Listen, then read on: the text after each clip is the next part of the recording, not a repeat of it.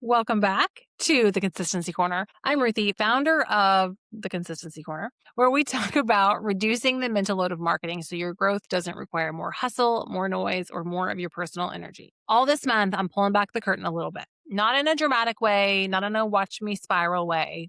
We covered that in the last episode. So you can go back and listen to that if you missed it, but in a grounded and strategic way. Because if you're an experienced founder who's navigating an expansion season, which means launching something new, coming up with a new revenue idea, trying to expand your capacity, you're coming up against limits and real life and leadership constraints. So you don't need hype. You need clarity. Today, we are talking about when is it a visibility problem and when it's not. On last episode, I talked about visibility and proximity for an offer that we shared in February and what I learned from that. But what I want to dig into with you today is when you have a slow launch or a launch that doesn't go as planned, it's not always a visibility issue. Sometimes it is. And the skill is knowing which one you're dealing with. The internet will often tell you it's a visibility problem, that everything is a visibility problem. And that's not always true. True visibility problems look like low reach, low impressions, low open rates, no new eyeballs entering the ecosystem, audience stagnation. And sometimes that is the issue. But here's the thing. When that's the issue, if that truly is an issue, figuring out why is a whole nother conversation. So is it that our messaging is off? So the reach isn't compounding because the message isn't good? Is it that we're not being visible enough in that we don't have enough of a volume of content? So maybe one piece of content does fine, but we don't get enough content out there to compound enough to get the visibility that is needed because the world is so noisy right now. We have to be more visible than we think we do. And I often say, I learned this or heard this from Bobby Bones on the Bobby Bones podcast, Bobby Bones show several years ago. I used to listen to it religiously. I don't anymore. But anyway, I remember him saying one time, if you are not sick of your own story and your own message and your own self, nobody else is listening. Nobody's paying attention. Nobody's hearing you. So we do have to be visible when we are trying to grow our business, when we're launching something new. We do have to be visible. And that visibility could look like ads. It could look like organic content. It could look like showing up in networking rooms. It could look like asking the right people for introductions or connections. It could look like a lot of different things. But here's what it could also maybe be when we are mistaking it for a visibility issue. It could be an offer clarity issue. Maybe we're visible, but the offer's not clear.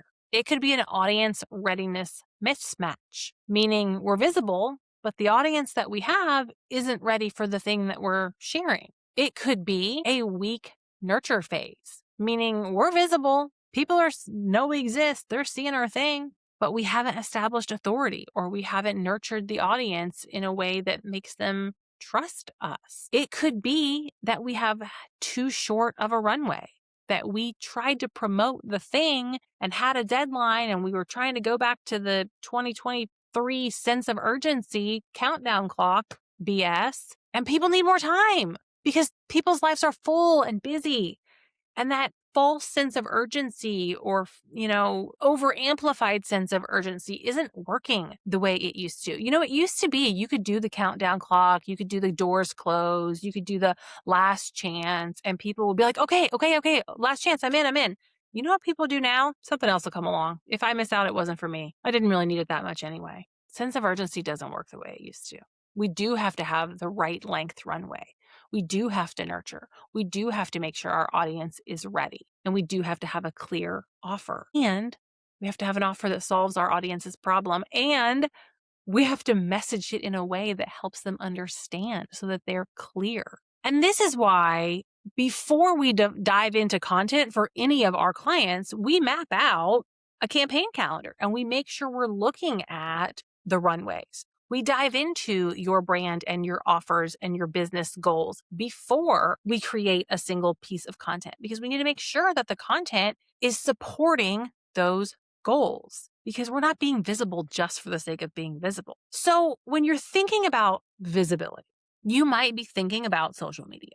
That's what people often do. Oh, I put up a post. Oh, I posted it out. I talked about it in stories. Okay.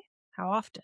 Was it enough to actually make a difference? And is social our only visibility channel? Where else can we be visible? Because social media is loud AF, my friend. And if that is the only place we are showing up, it's not enough. And also, if we're thinking about social media, are we asking it to do top of funnel jobs, middle of funnel jobs, and bottom of funnel jobs? This is a really important phase of the cornerstone strategy that we dig into with our retainer clients, where we look at social media and we say, what job are we asking it to do?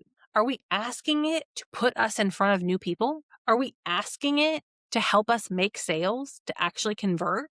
Are we asking it to keep our audience engaged that we already have? And if we're asking it to do all of those things, are we giving it enough bandwidth to do them? Meaning, are we creating enough content to do all of those things? And what's its job in our greater marketing ecosystem? Is the ecosystem doing its job? I mean, that's a whole nother conversation. Is the ecosystem doing its job? We've got so many things that we could tweak or change or shift or add or subtract. It's not just visibility. Visibility matters, but clarity and positioning matter just as much. I'm not going to say they matter more because they both matter. And it's like this chicken and the egg situation that founders find themselves in. It's like, do I be visible first or do I get clear first? Because here's what happens. We sit behind the scenes and we try to get perfectly clear. We try to perfectly nail the messaging, but then it never actually gets in front of the people who need to see it. Or we're out there shouting from the rooftops, but the message isn't quite right. So shouting from the rooftops isn't getting us any results. And so it's like, well, which one do you fix first?